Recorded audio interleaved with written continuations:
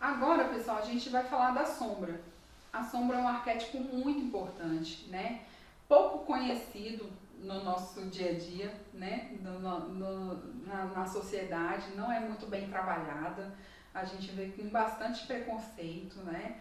As pessoas tendem a querer ser boazinha e sempre só valorizam o lado luminoso da vida, o lado perfeito da vida e esquece de suas mazelas, né? Então a sombra é um arquétipo muito marginalizado e por isso reprimido, esquecido e por isso deixa de ser trabalhado, né? Então é um potencial muito grande de energia. Vocês perceberam que todos os arquétipos carregam em si energias para serem realizadas, trabalhadas, para determinada missão na vida, né? E a sombra é cheia de energia, porque ela está lá escondida, marginalizada no inconsciente, esquecida, né?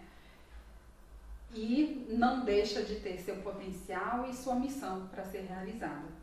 Em seu trabalho sobre repressão e neurose, Freud concentrou-se de início naquilo que hoje o Jung chama de sombra. Então, lá no primórdio da psicanálise, Freud estudava as repressões e as neuroses e Jung trabalha que sim, são neuroses e repressão, só que ele coloca numa linguagem simbólica de sombra, ok?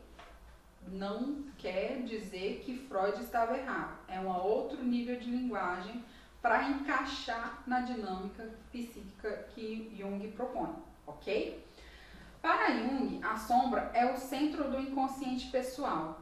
Lembrar que a gente estava falando do self ser o centro, mas o self é o centro de tudo, né? Do inconsciente pessoal, coletivo. E a sombra, ela está localizada muito no nosso inconsciente pessoal, o núcleo do material que foi reprimido da nossa consciência. Então, coisas que foram deliberadamente jogadas para debaixo dos panos, vamos dizer assim. Tendências, desejos, memórias e experiências que são rejeitadas pelo indivíduo ou incompatível com a persona que ele quer apresentar ali, entende?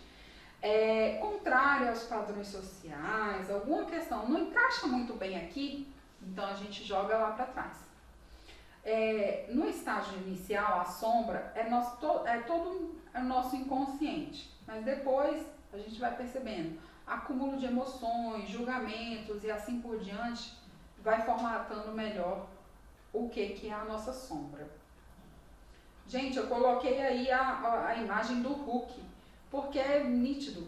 Quando o Hulk se transforma em Hulk, ele tem um poder enorme de destruição, mas que salva, em algumas historinhas também é o que salva o enredo, né? Então, eu queria que vocês pegassem um pouco dessas analogias do que eu coloco aqui como imagem, porque é exatamente isso. O ideal não é destruir o Hulk, o ideal é usar o Hulk na hora certa, beleza? Bora lá. Quanto mais forte for a nossa persona, lembra lá? E quanto mais nos identificamos com ela, mais somos inconscientes das nossas partes de nós mesmos. Então, quanto mais eu me encaixo nessa imagem aqui, nessa máscara, mais difícil de eu reconhecer quais os outros elementos que tem por trás disso, né? A sombra representa aquilo que consideramos inferior na nossa personalidade. Também aquilo que a gente negligencia, que a gente não quer trabalhar. Então, é uma parte obscura do que a gente tem. E deliberadamente a gente evita esse trabalho, esse olhar. Então, se a gente continuar nessa resistência em trabalhar isso, a gente nunca vai ser completo. Lembra lá? Completude, a ideia de que opostos se unem para uma construção de algo maior. Então, se eu só me identifico com a persona e eu não trago a energia e a força da sombra, isso fica fraco, fica feio. A sombra lá fica cheia de energia e não podemos realizar algo, né? Em sonhos, a sombra aparece como um animal, um anão, um vagabundo ou qualquer outra figura de categoria mais baixa. É uma figura escura, primitiva, hostil ou até repelente, aquela nojo, que causa nojo, repulsa, medo, fobia, né? Personifica-se no mesmo sexo que o sonhador. Olha aí, então a minha sombra pode ser uma mulher dentro de um sonho. Olha como cabe naquele sonho que eu falei do ânimos. Olha aí, mais informações, hein? Dá para unir várias ideias. Assim como todos os arquétipos, a sombra tem os seus conteúdos coletivos e pessoais, gente. Então, eu tenho uma sombra coletiva aí, rondando a nossa sociedade, a nossa atualidade, com questões que elas também não querem tratar. São medos, repulsas, que jogam para debaixo do tapete, como sociedade, entende? E a gente tem as nossas questões íntimas, que também jogamos para debaixo do tapete, ok? Então, a gente dá para ver que esse arquétipo funciona tanto no nosso inconsciente pessoal, como também está atuando aí no inconsciente coletivo muito forte, né? Violência, agressividade, tudo isso a gente vê que são questões do nosso inconsciente coletivo que a gente não consegue trabalhar, que a gente não consegue aceitar. Se alguém vivesse sozinho, seria praticamente impossível perceber a própria sombra. Porque se eu sou sozinho, eu não ia querer esconder nada de ninguém, né? Então, tudo bem. É preciso de um espectador para eu começar a esconder esse conteúdo, né? Então, quando a gente começa a perceber que tem um outro me observando, eu começo a... E aí você pode ir para a sua memória mais longínqua. Quando foi que eu comecei a perceber que se eu estivesse na frente da minha mãe, eu tinha que ser bonzinho. Se eu estivesse na escola, eu tinha que ter aquele comportamento. E então eu já fui escondendo coisas, de repente, dependendo do espectador que estivesse me vendo, né? É uma boa investigação aí, quando comecei a formar minha sombra. A sombra coletiva, é particularmente ruim, porque cada um apoia o outro em sua cegueira. E somente nas guerras ou nos ódios entre as nações a gente consegue ver claramente a sombra coletiva. É como se a sombra coletiva, cada um vai falando, é verdade, isso aí é horrível, então vamos extinguir. É verdade, isso aí é horroroso, vamos botar para fora, isso aí é horroroso, vamos acabar com isso. Então, ao longo do tempo, a gente vai percebendo que quando existe guerra, existe uma contaminação desse inconsciente coletivo a favor de uma ideia. E aí, por isso que parte-se para a guerra, onde todo um coletivo pensa, é necessário exterminar. Então, vamos lá. É mais ou menos isso que funciona quando o inconsciente coletivo está tomado por uma sombra coletiva. A soma de todas as sombras individuais seria algo que não perturba o grupo, sendo visível só para os outros. É como se você tivesse um grupo bem de umas 3 pessoas, por exemplo, que são homofóbicas. Então, elas entre si têm os mesmos discursos e os mesmos preconceitos e os mesmos pensamentos. Esse grupo entre si, com essa sombra coletiva, nenhum contradiz o outro, todos reafirmam o mesmo discurso e estamos juntos, bem unidos em defesa desse nosso pensamento. Só quem está de fora consegue perceber o quão o quão destoa do discurso mais equilibrado, entende? Então, essa é a questão. Quando a gente está num grupo tomado por uma sombra, dificilmente eu que estou dentro do grupo vou poder ver essa sombra atuante. Quem vai perceber talvez seja o espectador de fora, que vai falar, epa, vocês estão muito radicais nisso, cuidado.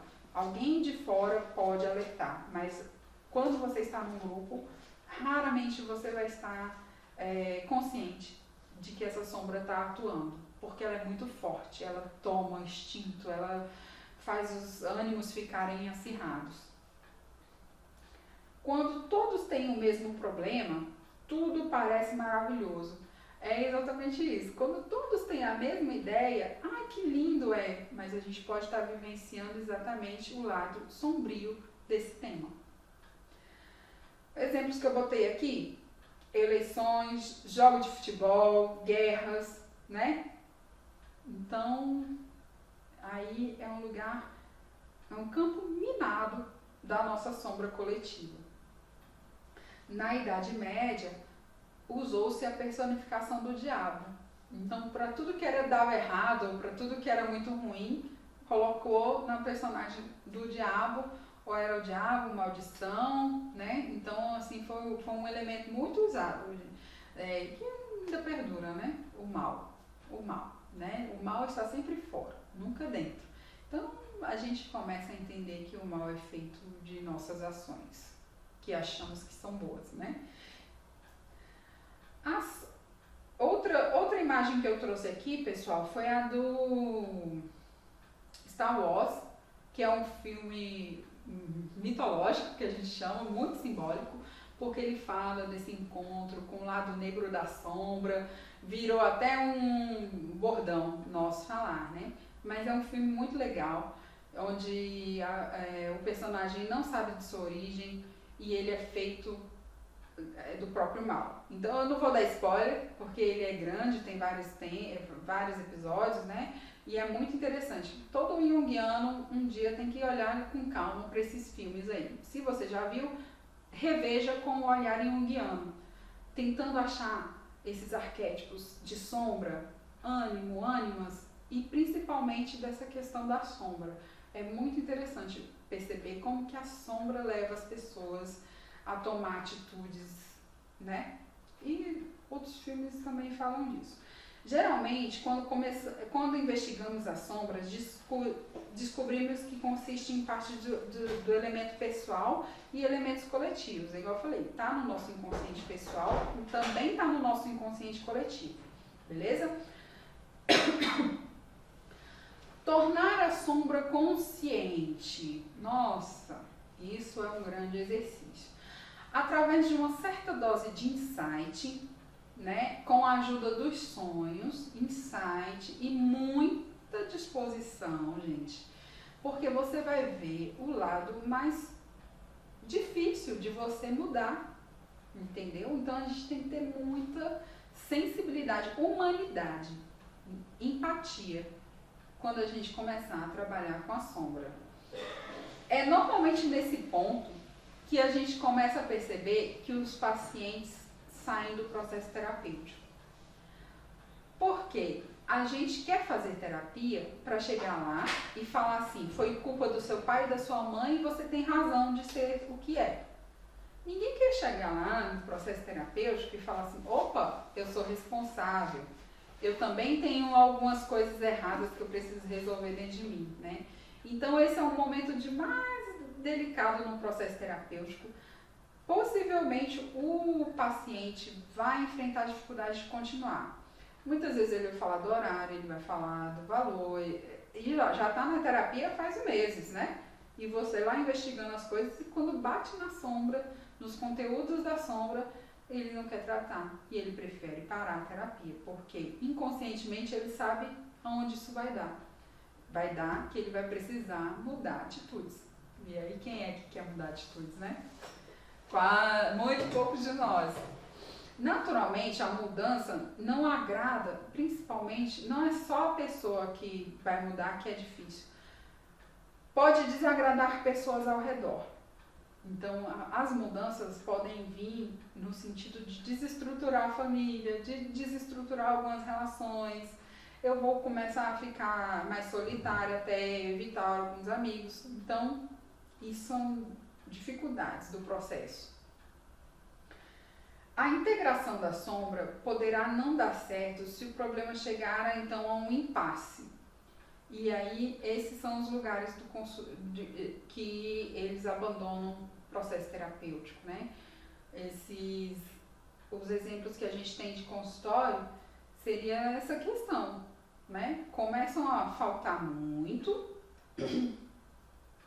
arranjam 1000 coisas para fazer, fala assim, nossa, eu preciso muito de terapia, mas você não pode ir sábado, 6 horas da tarde?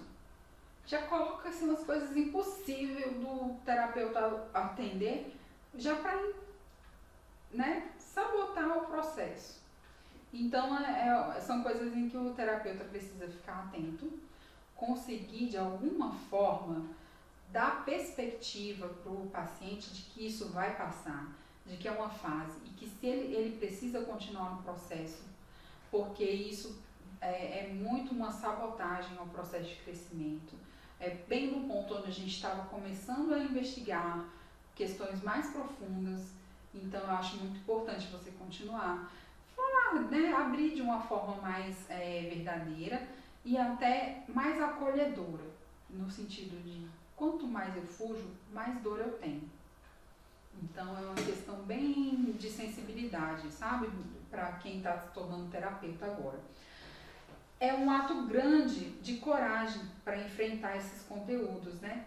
No momento em que achamos que estamos compreendendo a sombra, ela também vai ter mudanças. A sombra ela vai sempre estar mudando para novos desafios. Então ela não é um conceito de que eu vou trabalhar minha sombra no ano de 2020 e no ano de 2021 minha sombra não vai aparecer e já vai estar trabalhada e finalizada. Não, a sombra é dinâmica porque ela sempre quer novos desafios e ela quer sempre te tornar mais completo, certo? Lidar com a sombra é um processo que dura a vida toda. Não vai ser de início e fim. Não tem só o aqui e agora para trabalhar. Grande sentimento de culpa e a consciência pesada quando a gente começa a trabalhar esses temas. A pessoa começa a se flagelar pelo que ela já fez, ela começa a tomar consciência e aí também é um perigo. Que ela começa a se sentir muito mal, pode cair em depressão, então é hora da gente trazer para a consciência. Existem diferentes tipos de sombra e várias formas de acessar. Um dos exemplos que a gente deu aqui foi os sonhos, né? Que a gente conseguiu verificar esse exemplo legal. Mas assim, depois que a gente trabalha os sonhos, a sombra, quer dizer, a pessoa se torna uma pessoa mais livre, mais autêntica, com mais repertório, com mais capacidade de ter novas respostas. Ela se liberta. Se o material da sombra for traduzido à consciência, ele perde muito da natureza do medo, do proibido. Se a gente começa a olhar para o que está embaixo do tapete, os monstros começam a ficar menores e a gente empodera o ego para trabalhar isso de uma forma saudável. Tira, né, da obscuridade. Além disso, a sombra não é apenas uma força negativa na psique, ela é um depósito considerável de energia instintiva, espontaneidade, vitalidade, é uma fonte de criatividade, como falei anteriormente, né? Um exemplo que a gente vai dar aqui na sequência são 2 filmes. O primeiro filme é o Cisne Negro, onde a principal personagem ela tem muita dificuldade de acessar o cisne negro da história, que são seus instintos. Ela está cheia de desejos para realizar, cheia de experiências para viver e não consegue. O segundo filme é o 7 minutos depois da meia-noite. Esse filme mostra a história de um menininho e o quanto ele consegue trazer do mundo simbólico respostas para enfrentar a vida dele, que está passando por uma grande transformação. A mãe dele está com câncer, num estado terminal, e ele tem muita raiva disso, ele tem muito amor por ela, mas também tem muito ódio porque ela vai embora. Então é muito simbólico, é muito lindo esse filme, indico pra gente assistir umas 3 vezes e olhar tudo quanto é arquétipo está descrito ali. Uma árvore vem salvar, e árvore, quando vocês olharem no dicionário de símbolos, é um arquétipo muito lindo. E são 2 filmes assim que eu indico muito pra gente começar a observar o quanto não trabalhar com a sombra deixa a gente privado, diminuído, sofrendo. Então, assumir que temos sombra, trabalhar nossos conteúdos, traz uma força, uma energia enorme, que não é para destruição, é para construção de uma nova linguagem, de um novo espaço, tá bom? Vamos dar uma olhadinha nos filmes aí agora.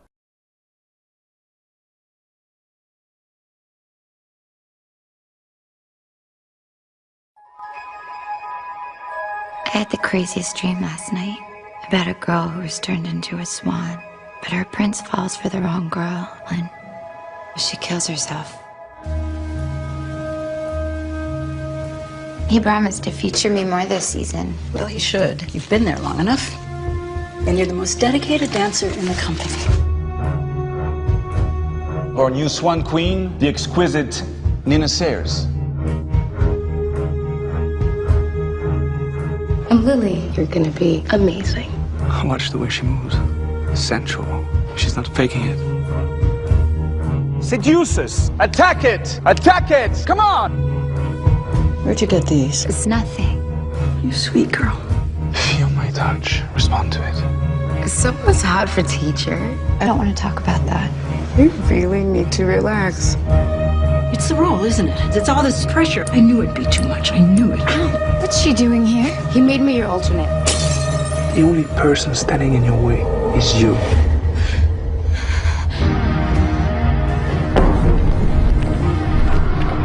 How do you know where I live? I have my ways. She's after me. Nobody's after you. Please believe me. Sweet girl. Sweet girl. What happened to my sweet girl? She's gone!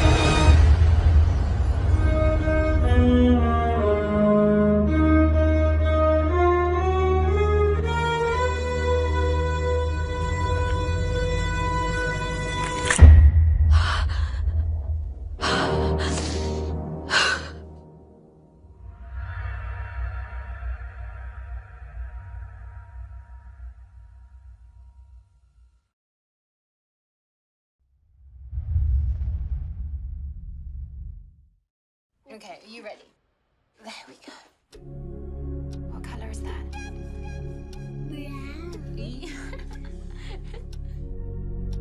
Maybe if we take a pencil and then we make a face. And then we see the life in the eyes. Life is always in the eyes. There's our monster. How does the story begin? With a boy, too old to be a kid. You're coming to live with me. Don't touch anything. Too young to be a man. I no longer see you. What did he do?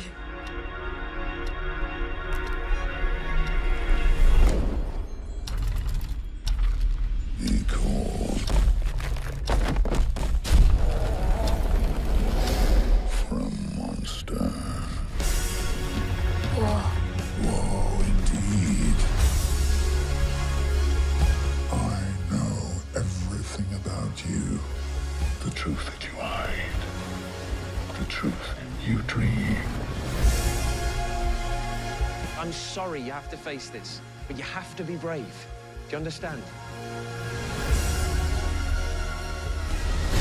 What shall I destroy next? Break the windows! Break them yourself. It's okay that you're angry. I'm angry too. And if you need to break things, by God, you break them.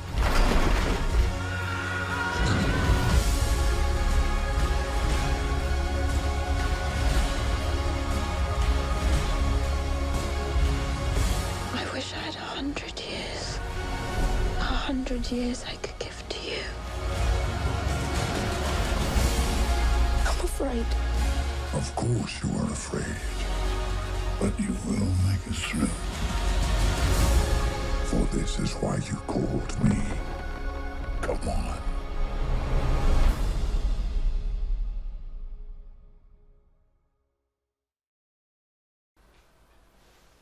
Bom, pessoal, deixo para vocês aí uma citação que resume muito bem essa questão do nosso conhecimento, do nosso autoconhecimento e da questão de como a gente pode trabalhar os nossos conteúdos do inconsciente. Qualquer árvore que queira tocar os céus precisa ter raízes tão profundas ao ponto de tocar o inferno. Então, qualquer pessoa que queira expandir sua consciência, ser uma pessoa na vida prática de fora completa, precisa ir para o seu inconsciente, saber de suas origens e ter isso bem estruturado, certo? Agora a gente vai assistir um filme que fala um pouquinho de como começou a teoria dos complexos, né? Como que foi o trabalho inicial dentro de laboratório. E esse filme é um pedacinho do filme maior, mas mostra o trabalho inicial, experimental que Jung fez. Lá em 1990, Jung era interno lá na clínica psiquiátrica e ele montou um laboratório em que ele começou a criar a primeira teoria dele, que era um teste de associação de palavras, para formar um diagnóstico psiquiátrico. Então ele começou a fazer testes, ele dava palavras e ia verificando a pulsação da pessoa, se isso ia mudando ao longo do tempo. Então foi se percebendo aí que cada palavra tinha um nível de pulsação e tudo mais.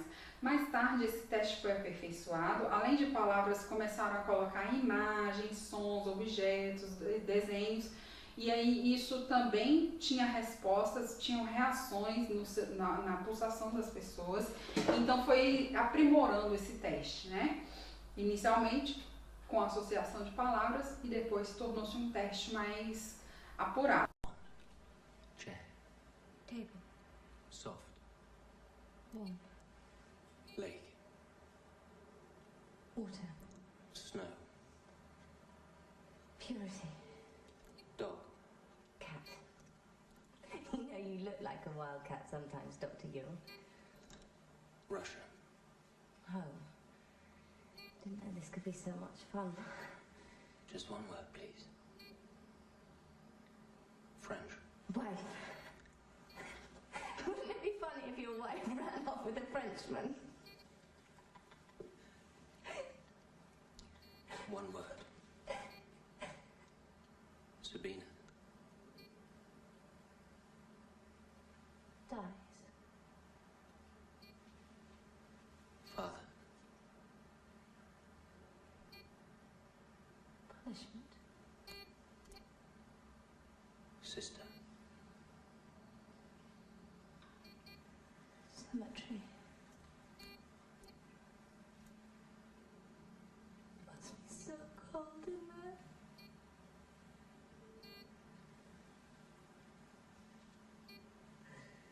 My father used to beat us when we were naughty.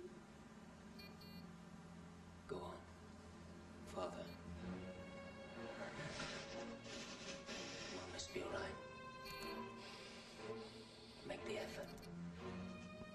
Father. What did I tell you anything about myself? You never tell me anything about yourself!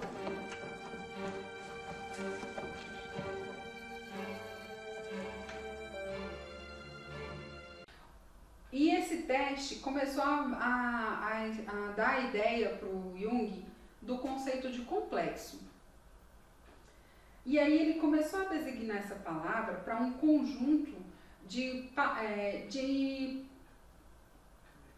ações que remetiam a muita emoção. Palavras, sinais, objetos estimulavam emoções internas. Como que a gente percebe as emoções? Nesse caso foi através da alteração dos batimentos cardíacos, né? E aí essas palavras traziam afetos à tona e em muitos casos os complexos era totalmente inconsciente, a pessoa não imaginava o porquê aquela palavra afetava ela tanto, mas afetava. Tanto os doentes mentais graves como pessoas comuns possuem complexos, que foi essa questão. O que é um complexo, né? A origem dos complexos parece estar relacionada ao que o indivíduo já viveu na sua história, no seu passado, na sua infância. Então, marcou nele algumas informações, que quando essas informações estão no aqui e agora, acontecem, remetem ao passado, ao que aconteceu nas primeiras situações da vida dele. Dizemos que um complexo ele tem casca e núcleo. A casca do complexo é a porção mais externa, mais superficial do complexo. Apresenta-se como uma característica de reação ou um comportamento próprio, vinculado aos acontecimentos de infância, dificuldades ou repressões guardadas assim, que guardam uma relação de causa e efeito, um momento da questão. Mesmo que não haja participação da consciência, existe uma reação muito instintiva, né? Então a pessoa viu aquilo, ela já reagiu. Por exemplo, se eu tenho um trauma de barata e aí eu vejo barata, rapidamente eu tenho uma reação exacerbada. Alguém que não teve um trauma vai ver barata, vai ter medo, mas vai conseguir ter uma reação de matar a barata, enxotar a barata. Eu vou ficar paralisada, eu vou ter uma reação exacerbada que remete muito ao que eu pude ter na primeira vivência. São reações diferenciadas, o mesmo estímulo, né? O núcleo, portanto, então isso foi a casca do complexo. O núcleo, portanto, que é o centro do complexo, refere-se ao padrão universal de comportamento chamado arquétipo. Então, o núcleo de um complexo ele é arquetípico. E o que é arquetípico? Tanto eu que tive o trauma, quanto a pessoa que não teve o trauma, queremos a barata lá fora. Então, essas duas questões, esses dois desejos são arquetípicos. A humanidade inteira não gostaria de conviver com a barata. Eu, frente à barata, paraliso, começo a me tremer. Outro reage e põe a barata para fora. Então, o inconsciente pessoal de cada um pôde agir, mas no nível arquetípico, os dois tinham o medo de barata ou o nojo da barata, né? Então, a gente consegue perceber diferente aí o que é casca e o que é núcleo, ok? E aí, o núcleo se refere a esse padrão universal, né, que está embasado aí na questão arquetípica do complexo. O material do inconsciente nunca é patológico, mas se ele não for bem trabalhado, ele pode gerar doenças, né? Portanto, a estabilidade do ego, a possibilidade do ego perceber-se é fundamental nesse processo do complexo. Quando eu começo a racionalizar aquele evento em que fulano teve uma reação e eu tive outra totalmente diferente, eu começo a me questionar, gente, mas por que quando eu vejo uma barata me faz ficar paralisada, suar, chorar, ou ter outras reações muito desproporcionais, né? Então, trazer para a consciência as reações muito exacerbadas que os complexos nos trazem serve de investigação e de informação. Por que isso está acontecendo? Por que esse grande complexo tomou conta de mim, né? Tudo depende da mente consciente ser capaz de abarcar toda essa experiência, né? Assimilar, integrar o que foi que aconteceu ali, voltar, investigar, né? E aí a gente pode ter material para entender mais que complexos estavam por trás disso, que medos maiores estavam acontecendo. Um complexo torna-se patológico quando pensamos que não o temos. Então, se uma pessoa tem essa reação e ela, tá tudo bem, então isso pode acumular uma certa inconsciência a respeito de sua situação e tornar isso cada vez mais patológico. A gente colocou aqui também um exemplo do filmezinho Divertidamente, onde as memórias começam a estimular a história da menininha E ela estava bem, ela só estava meio constrangida ali. Mas ela começou a contar uma historinha e ela foi chorar, ela foi tão forte na memória dela que trouxe reações de um passado. No aqui e agora ela não tinha necessidade de chorar, mas as memórias levaram ela para ativar complexo. Vamos dar uma olhada nesse filme e aí vocês vão entender um pouco dessa dinâmica, como que um complexo vem à tona, tá bom? E como é lá em Minnesota? Poderia nos contar um pouco? Com certeza já viu muito mais neve do que eu. Que gracinha. É, lá faz frio, o lago congela e a gente joga hóquei. Eu jogo num time chamado Feras do Gelo. A minha amiga Meg é atacante e o meu pai é técnico. Na minha família todo mundo patina. É tradição de família. A gente vai pro lago todo fim de semana. Ou pelo menos ia, eu me mudei. Como assim? Quê? Oh, Tristeza, você tocou na memória. Você sabe que não pode. Pois é, foi mal, desculpa. Volta já pro círculo. Ai, o que aconteceu? Tira ela daí! Jetta? Era muito legal lá. Escutem aquele cochicho. Porque ela tá... Viram os olhares? Ah, não. Estão julgando a gente. Puxa forte, gente. Me ajuda. Mas tudo acabou quando eu me mudei. Oh, não. Choramos na escola! Hã? Tristeza, o que tá fazendo? Desculpa. É uma memória base. Essa cor... Não, para! Peraí! Não! Ah! Não!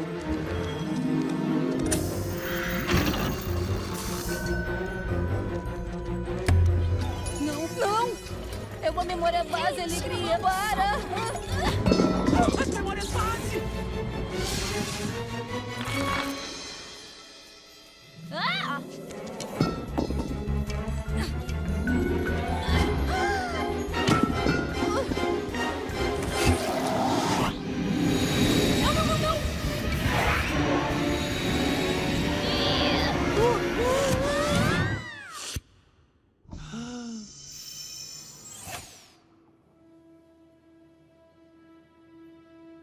Obrigada, Riley. Sei que é difícil se mudar para outra cidade, mas estamos felizes em receber você. Muito bem, turma. Peguem o livro de história e abram no capítulo 7. Agora já é hora daquele palavrão?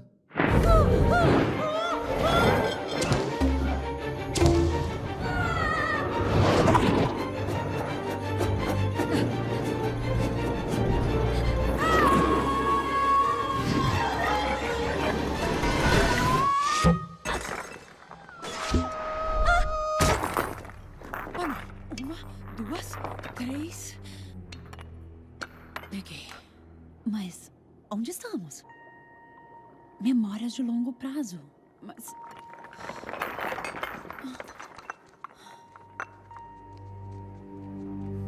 A Ilha da Bobeira? Todas as ilhas de personalidade estão desligadas. Isso é mal. Nós podemos dar um jeito. Nós voltamos para a sala de comando, plugamos essas memórias base e a Riley vai voltar ao normal. Ai, a Riley ficou sem as memórias base, sem as ilhas e sem... Quê? Sem o quê? Você não está na sala de comando, então ela está sem alegria nenhuma. Temos que te mandar lá pra cima. Tenha calma, Riley.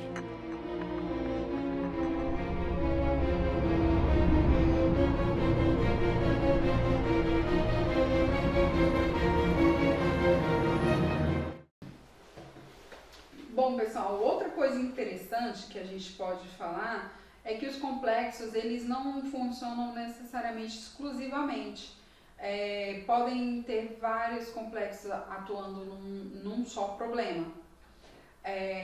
Complexo de mãe, complexo sexual, complexo sobre dinheiro, complexo corporal. Então, várias coisas podem estar misturadas. Então, investigar complexos nunca é uma questão isolada. Podem ter complexos funcionando ao mesmo tempo em vários locais. da nossa mente, da nossa história, né? Eu posso estar falando de dinheiro e ao mesmo tempo falando do meu complexo no corpo, né?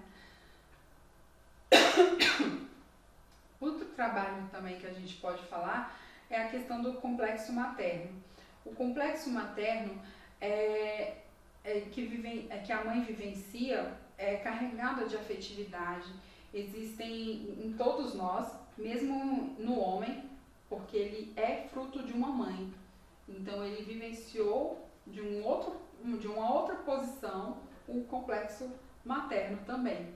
Então é resultado de todas as nossas experiências, positivas ou negativas, com o conceito de mãe. Quando eu sou mãe, quando eu tenho uma mãe. Então tudo ao redor disso forma a sua ideia ou sua experiência de complexo materno. Experimentamos o complexo materno como uma necessidade de carinho, de proteção, de ligação. Então tudo que remete a esses temas nos falam de como nossos complexos maternos estão atuando. A mãe é uma ponte para o mundo material.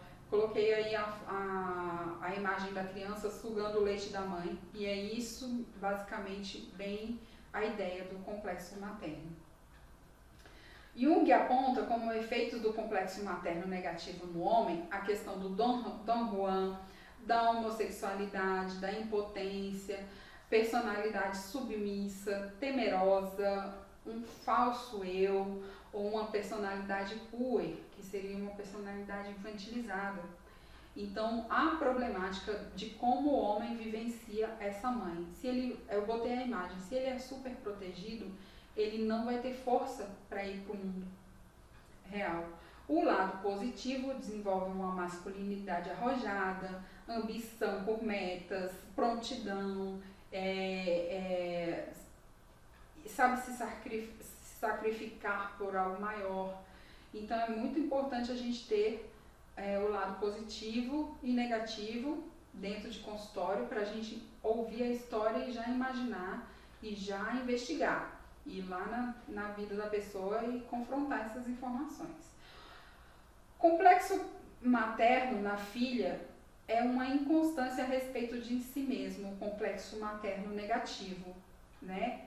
Uma supervalorização da mãe e sentimentos de inferioridade. Conseguem perceber? Se a mãe se supervaloriza, a criança, a filha menina, pensa que nunca vai alcançar aquele ideal de mulher. Então ela se menospreza, ela definha, vamos dizer assim. Quando a mãe é autoritária, a filha luta para não ser como a mãe. E às vezes ela perde força de ir por outro caminho também. E aí ela se sente meio derrotada. Distúrbios na menstruação, dificuldade de engravidar ou até repulsa pela gravidez, falta de interesse por tudo que parece de família, de relações, né? Então a mulher valoriza mais a intelectualidade do que as relações, nesse sentido. Então essa é a ideia do complexo materno negativo. O complexo materno positivo na mulher proporciona uma criança um sentimento de direito de existir. Então dá a segurança para a menina que ela pode existir do jeito que ela for, que ela é bem aceita, de ser interessante, de fazer parte de um mundo. O eu pode entrar em contato com o outro de uma forma confiante e não se desintegrar, né? Os complexos determinam a nossa vida? É uma pergunta importante que a gente fala. Então eu sou fruto só dos complexos, eu não tenho nada mais para fazer, né? Aí a gente tem a apostila a questão. A boca fala que o coração é cheio, mas a gente precisa trabalhar tudo que está dentro de nós, né? Então é importante saber a força dos complexos e ir além. A gente não é refém dos complexos, tá bom? Outro arquétipo grande que a gente vai falar agora, na sequência, já estamos perto do final, a gente vai falar da grande mãe e do velho sábio. Agora a gente vai falar da grande mãe. O conceito da grande mãe é um arquétipo que vem desde a antiguidade, né? Religiões primitivas, né? Um conceito, o arquétipo da grande mãe diz do início do mundo, né? Então foram elementos que foram contados ao longo do tempo que existe essa deusa mãe que proveu o mundo e que deu ao mundo força. Eu estou aqui tentando não falar o nome, mas a gente resume na questão da mãe natureza também. É uma forma da gente mastigar esse arquétipo para vocês, é a mãe natureza, que dá vida, que dá sol, que dá luz, que dá energia para os ecossistemas e tudo funciona em harmonia, né? O arquétipo da grande mãe relaciona a mulher com as suas funções maternais, tanto biológica quanto espiritual. Então, além de a mãe ter dado leite para a criança e isso ter salvado a vida da criança, a mãe, depois que sai desse lugar material, ela também direciona o espírito da criança para a construção da sua consciência, da sua educação. Então, a mãe é importante tanto no lado físico, nos primeiros meses de vida, quanto no lado espiritual, de educação, de consciência ao longo do tempo, né? Então, esse arquétipo da grande mãe, tanto homens quanto as mulheres, independente do tempo e da idade, vão nessa memória de mãe para receber informações importantes, né? O caráter elementar do feminino tem uma tendência a conservar para si tudo que ela deu origem. Então a mãe é integradora, ela é apegada, ela quer ir embaixo da árvore, da asa, né? Então a mãe é acolhedora nesse sentido. Lembra lá do exemplo que a mãe acolhe e apoia. A característica mais marcante que a gente fala da mãe é do conter. Então ela contém os filhos, né? No colo, no útero, na vida como um todo. Outra questão aqui, outro arquétipo interessante que a gente coloca como um dos grandes arquétipos que está sempre presente na nossa mente é o velho sábio. O velho sábio também é um arquétipo que está presente na nossa história, mesmo que você seja jovem, uma criança ou um adolescente, independente de que fase da idade, você vai ter esse arquétipo para direcionar alguns temas da sua vida. O arquétipo do velho sábio é o arquétipo iluminador. Ele é preceptor e maestro. É como ele também fosse um condutor da sua alma para elementos mais elevados, né? Pode aparecer também na forma negativa, como um pai devorador, exemplificando na mitologia grega, a gente lembra de Urano, né? E a história de Urano e Cronos. É equivalente ao aspecto da grande mãe, mas num lado masculinizado, que é o velho sábio. O grande perigo desse arquétipo do velho sábio é achar que sabe tudo e que todos são burros, né? Ignorar a possibilidade de novas sabedorias, novas compreensões, né? O arquétipo do velho sábio pode ser representado num sonho, se você tiver sonhos assim que possam aparecer esses elementos, como imagem de feiticeiro, médico, padre, bruxos. Então ali pode estar um arquétipo do velho sábio querendo conversar com você, querendo trazer informações do seu inconsciente para a sua dinâmica psíquica. É muito importante ficar ligado em como esses elementos aparecem no nosso cotidiano, como esses elementos aparecem nos nossos sonhos. A gente deu aqui ao longo várias dicas de como a gente pode percebê-los em sonhos, mas dentro da plataforma a gente vai ter mais aulas em que a gente vai aprofundar mais sobre isso, ok? Na sequência dos nossos slides e na sequência da apostila, a gente vai apresentar também aí um material muito sucinto sobre os arquétipos secundários. Lembra aqui que a gente falou de ânimo, ânimas, sombras, self, ego, persona. Então a gente falou dos principais, dos mais complexos, os mais fortes, a gente falou. Na sequência, na apostila, vai ter os secundários, que são alguns assim, o inocente, o cuidador. E, gente, a apostila está bem sucinta, é uma parte que a gente colocou bem desenhadinho, bem em tópicos para a gente entender bem. e a gente vai deixar esse material para ser trabalhado dentro da plataforma.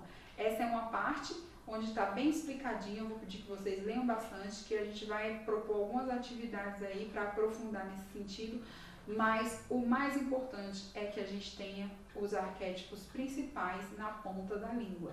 Então, isso tudo que a gente elaborou aqui para vocês está de uma forma bem explicada na apostila, e a gente espera vocês nas atividades para ver realmente a fixação de tudo que a gente conseguiu colocar aqui, tá bom?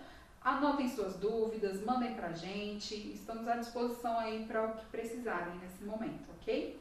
Conto com a participação de vocês. Tchau, tchau!